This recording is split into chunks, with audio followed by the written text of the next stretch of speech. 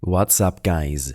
In this tutorial, I will show you how to change the keyboard layout on your iPhone, covering everything from adjusting for left-handed or right-handed use and changing the language to customizing fonts and even the keyboard's color and style. First off, many iPhone users aren't aware of the built-in options for adjusting their keyboard layout for one-handed typing. To access this feature, bring up the keyboard, tap on the globe icon, and you'll see options for a left-handed or right-handed keyboard layout. This adjustment makes typing with one hand easier, providing a more comfortable experience. Next, let's talk about changing the language of your keyboard. Again, tap and hold the globe icon and select Keyboard Settings. Here, you'll see an option for keyboards where you can add a new language.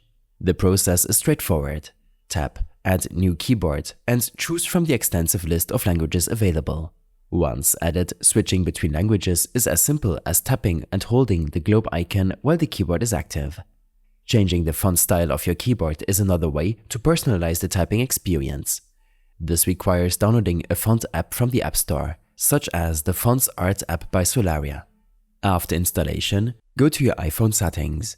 Find the app under General, Keyboard, Keyboards, and grant it full access. This step is crucial for the app to function correctly. While some fonts are free, others may require a purchase within the app. Lastly, if you're looking to completely overhaul the look of your keyboard with different colors, animations, or themes, you'll need an app like Fonts for iPhone by Caprinix. Similar to adding a new font, you must download the app, grant it full access to the phone settings, and then select it from the keyboard options. While these custom layouts don't change how your message appears to others, they offer a personalized typing experience that can make using an iPhone more enjoyable.